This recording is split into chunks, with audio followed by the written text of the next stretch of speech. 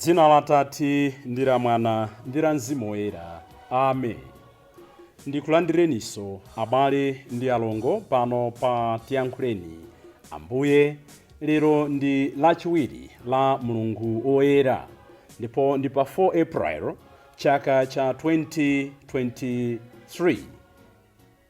Lachiwiri la Mulungu Woyera, Ambuyesu afuna atithandize kuti timvetse kagwiritsidwe ntchito ka ufulu wathu.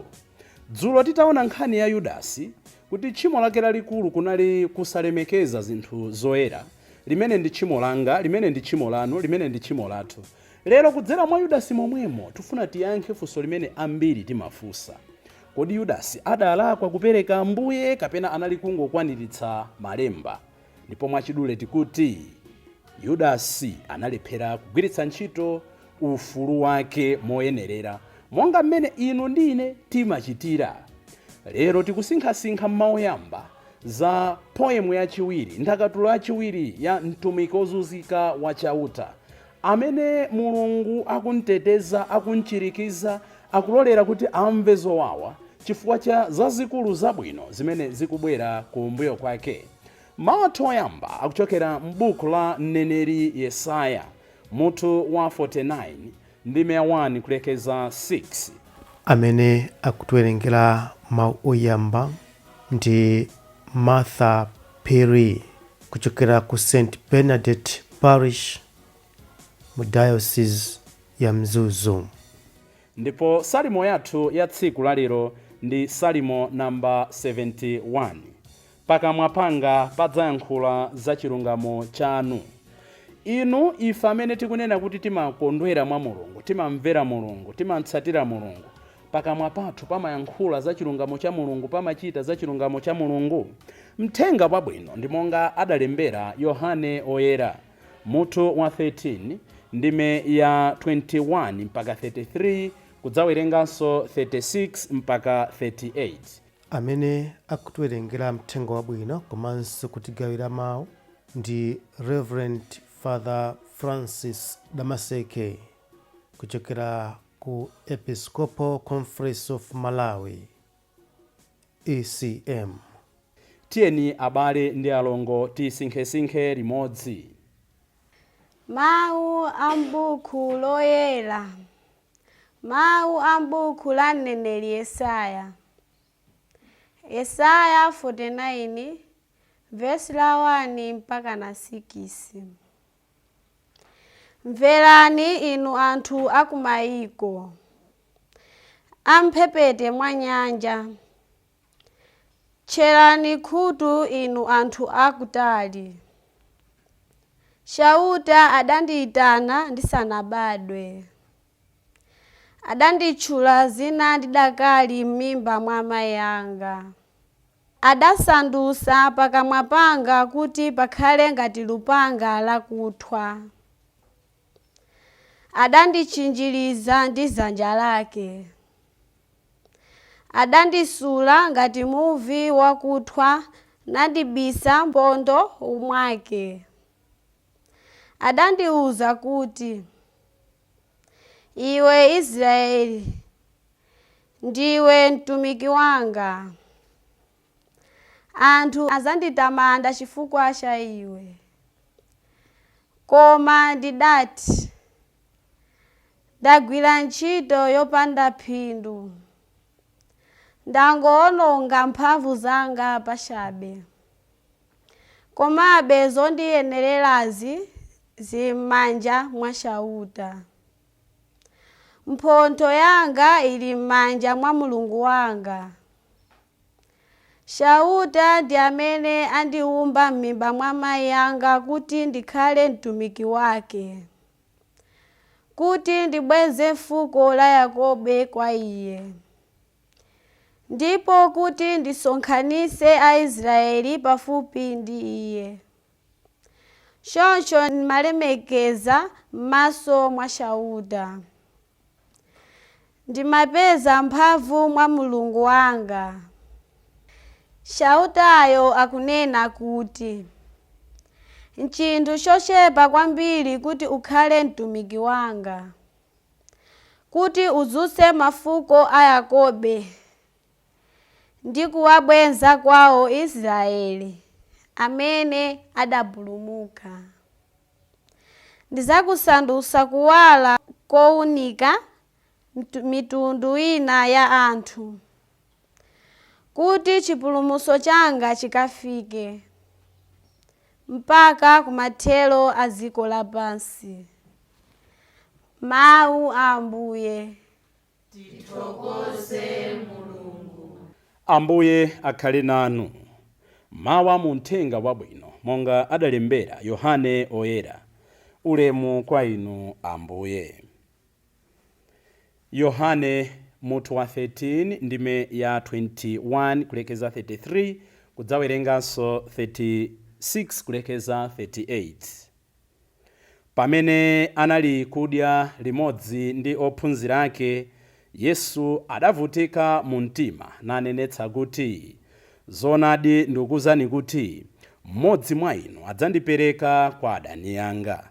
Ophunzira aja adapenyetsetsana osadziwa konse kuti ali kunena yani. Ophunzira wina yemwe Yesu ankamkonda kwambiri anali kukhala pambali pa Yesu. Tsono Simoni Petro adamkodola nati, takawafunsa kodi akunena yani. Pamenepo iyeyo adatsamira pachifuwa cha Yesu namfunsa kuti, Ambuye, muli kunena yani kodi? Yesu adati, amene nditi ndinsusire nthongo ndi kumpatsa ndi ameneyo. Tsono atasusa nthongoyo adayipereka kwa Yudasi, mwana wa Simoni Iskarioti. Yudasi atangolandira nthongoyo, Satana adalowa mwa iye. Yesu adamuwuza kuti, zimene ukufuna kuchita kachite mwansanga. Koma mwa amene anali kudyawo panalibe ndi mmodzi yemwe anali kumvetsa zimene adamuwuzazo. Popeza kuti Yudasi ankasunga thumba la ndalama, anzake adayesa kuti Yesu ali kumuwuza kuti kagule zofunika pa phwando lino, kapena kuti akapereke kwa anthu osauka. Yudasi atalandira nthongo ija pompo adatuluka. Pamenepo nkuti kutadakale. Yudasi atatuluka, Yesu adati, tsono Mwana wa Munthu walemekezedwa, ndipo mwa iyeyu Mulungu walemekezedwa. Ngati Mulungu walemekezedwa mwa iyeyu, Mulungu mwini adzamlemekezanso iye, ndipo adzachita zimenezi posachedwa apa. Ana anga, ndili nanube kanthawi pang'ono. Mudzandifunafuna, koma ndikuwuzani tsopano, monga ndidawuziranso Ayuda kuti, kumene ndili kupita ine, inu simungathe kufikako. Simoni Petro adamfunsa Yesu kuti, Ambuye, muli kupita kuti? Yesu adati, kumene ndili kupita sungathe kunditsatira tsopano ayi, koma udzanditsatira bwino lake. Petro adamfunsa Yesu kuti, Ambuye, n'chifukwa chani sindingathe kukutsatirani tsopano? Nditha kutaya ngakhale moyo wanga chifukwa cha inu. Yesu adati, kutaya moyo wako chifukwa cha ine? Zoona ndikuwuza kuti tambala asadalire udzandikana katatu kuti sundidziwa. Mthenga wa Ambuye. Ulemu kwa inu Ambuye Yesu Khristu. Abale ndi alongo, lero tili mu Lachiwiri Lamulungu Woyera. Pang'ono ndi pang'ono, we are building towards Good Friday. We are building towards salvation. We are building towards Easter. Pamene pang'ono ndi pang'ono tikusendera, chisoni chikukula. Koma pamene chisoni chikukula, tikuyenera kuti tilape machimo kuti chimwemwe chikulenso. Tili ndi sini yomvetsa chisoni tsiku la lero. Mthenga wa lero kumvetsera bwino kwa inu amene mmatha kupanga imagine, kuganizira zinthu mmene zikuchitikira nkumaona m'maganizo mwanu. Mutha kuona kuti nkhani ya lero ndiyokhudza ndiyomvetsa chisoni. Poyambirira ophunzira Ambuye Yesu ali ndi Ambuye Yesu akudya. Mungoganizira kuti lili banja likudya pamodzi. Bambo ali apo, amayi ali apo, ana ali apo, nkhani zili nkati. From nowhere, Atate anene kuti mmodzi mwa inu adzandiphetsa pa. There was commotion in the family. Aliyense amaganiza kuti ndendi ndani, angakhale ndani. There was dead silence. Aliyense akudzimvera chisoni, ndani angachite zimenezi. So much so that Peter mpaka walimba mtima wakampempha Yohane uja Ambuye Yesu amankonda kwambiri takawafunsa kuti ndi ndani ala amene ndinsusire nthongo ndikumpatsa ndi amene akuyamba kupereka chithunzithunzi motero kuti tsopano aliyense anali attentive kuti nthongo imene akadyetsa ndani. Tikuphunzira zotani? Ambiri ena amanena kuti Yudasi sanalakwe chifukwa anali kungokwaniritsa malemba. Izi sizoona abale. Poyambirira tidziwe kuti Mulungu ndiye chikondi, ndipo mwa chikondi chake amafuna kuti wina aliyense akapulumuke. Tikawerenga kalata ya Yohane yoyamba mutu wa 4:8 amanena kuti God is love. Mulungu ndiye chikondicho, chikondi ndiye Mulungucho. So because of his love, chifukwa cha chikondi chake chimene ali nacho pa ife, palibe amene adamusankha kuti uyu akatayike uyu akapulumuke. Mulungu amafuna kuti tonse tikakhale naye. Choyambirira ndi chimenecho. That's why makolo athu oyamba aja atachimwa, mwa chikondi chake Mulungu ngakhale anali kuona kuti anawasana ndimvere, anawasokera masamba kuti ngakhale mwachimwa ndinube anga avale. Anthu aja anasoka masamba koma Mulungu anapatsa chikopa cha nyama kuwayika pa status ina yokondeka. Mulungu amafuna tonse tikapulumuke.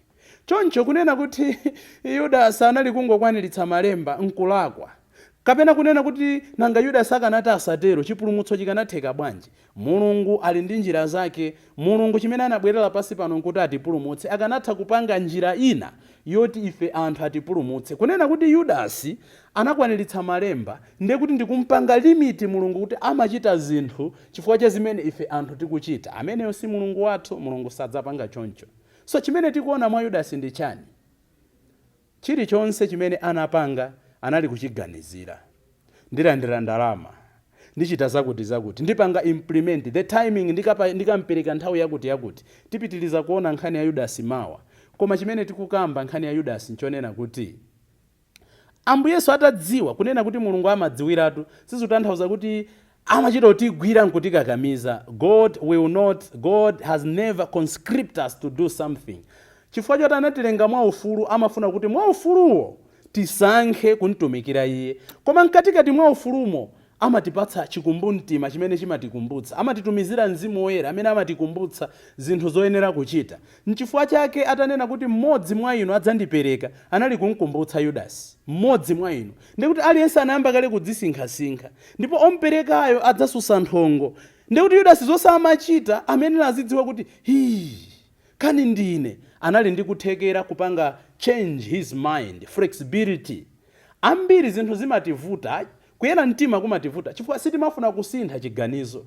Ndikangati ndinamva kuti anzanga ndalakwira, anzanga ndakhapira kosathwa, zimene ndikuchita apa ndalakwitsa, ndikangati timauza azathu kuti pepani zimene ndachitazi ndalakwitsa. Koma mwina kuopa kuoneka ombwambwana, kuopa kuoneka otsika, kuopa kuoneka ngati wa musimusi, timanena kuti chimene ndanena basi. Yudasi akanatha kusintha chiganizo chake. Komanso popeza kuti Ambuye Yesu anali kupereka crew amenena kuti anene kuti Ambuye ndipange bwanji kuti zimene ndachitazi zisachitike. Koma Yudasi mukaona kuti analatapanga kale chiganizo chompereka Ambuye Yesu. Njira yayikulu yochokera pamaso pa Mulungu yoyambira kuchimwa ndi kukana kuyenda limodzi ndi anzathu. Muone kuti Yudasi atangotsimikiza kuti apanga chiganizo chake, anachoka pagulu nkukakhala payekha. He isolated himself. Ndeti kumbukire ndi munthu uja ogwidwa ndi mzimu woyipa kuti chimodzimodzi mukawerenga mthenga wa Marko 5:20-26 mukamva kuti amakhala kumanda kwa yekha. He isolated himself. Tchimo la kunyada ndi chiyambi chobweretsa machimo ena onse. Ndikangati ndimakana kuchita zinthu ndi anzanga, ndikangati munyengo ino ya Lenti ndakana kupita kumphakati on petty excuses, ndimakhala busy, ifeyo sitilibe nthawi, ifeyo apampomwera pamposamba. Ndikangati kamene ndimalephera kuyanjana ndi anzanga zinthu zagulu, mwina anthu akupanga zosonkha-sonkha, mwina anthu akupita kumaliro, mwina anthu akuthandiza anzanga. Pakati pathu tukamba pano pali Cyclone Fred, namondo amene wativuta wasautsa anthu ambiri alibe nyumba, ambiri alibe zovala, ambiri alibe chakudya, ambiri aluza miyoyo yake. Tikuchitapo chani pamene anthu akukangalika kutenga gawo? Koma mukaona kuti ambiri tidazipanga isolate bola zanga zili bwino, bola ine sinnanchimwire munthu, bola ine sinnatukwane, bola ine sinnaphe munthu. Ayi, Ambuye Yesu afuna ationetse mwa Yudasi kuti kugwiritsa ntchito ufulu molakwika kumaberekanso zipatso zolakwika. Yudasi ndi chitsanzo chabwino cha anthu amene adachita zinthu motsutsana ndi chikumbumtima chawo. Judas acted contrary to his right conscience. Inu ndine chikumbumtima chimatitsutsa, chimatikumbutsa nthawi ndi nthawi. Ndikangati timachitsutsa, chikutiuza kuti usabe iwe ndikuba, chikutiuza kuti usaphe iwe ndikupha, chikukuza kuti usachite zadama iwe ndikuchita dama. Mulungu woyera ndi Mulungu odziyeretsa. Mulungu woyera ndi Mulungu osuzumira mkatikati mwathu. Mulungu woyera ndi Mulungu oyambanso. Potsirizira tsiku la lero, tiyeni tiyende naye muimbitsi wa Salimo, tiyeni tiyimbe naye muimbitsi wa Salimo, tiyeni tisinkhe naye muimbitsi wa Salimo. Akuti pakamwa panga padzayankhula za chipulumutso chanu. Amene akuyenda ndi Ambuye Yesu kuwaperekeza ku Gologota ayankhule nthawi zonse za chilungamo cha Mulungu. Kuyankhula za chilungamo za Mulungu ndiye kutani? Ndiye kusuzumira mkatikati mwathu, ndikudzitsutsa, ndikuona kuti ndalephera, ndikuchitapo kanthu, ndikuyamba mwatsopano. Kuyankhula za chilungamo za Mulungu ndi zotani? Kuyamikira zoyenera kuyamikira, kudzudzula zoyenera kudzudzula. Ambiri timaombera m'manja zoyenera kudzudzula, timadzudzula zoyenera kuyamikira. Kuyankhula za chilungamo cha Mulungu ndiye kutani? Ndiye kuthandiza iwo amene Mulungu watipatsa kuti tathandize.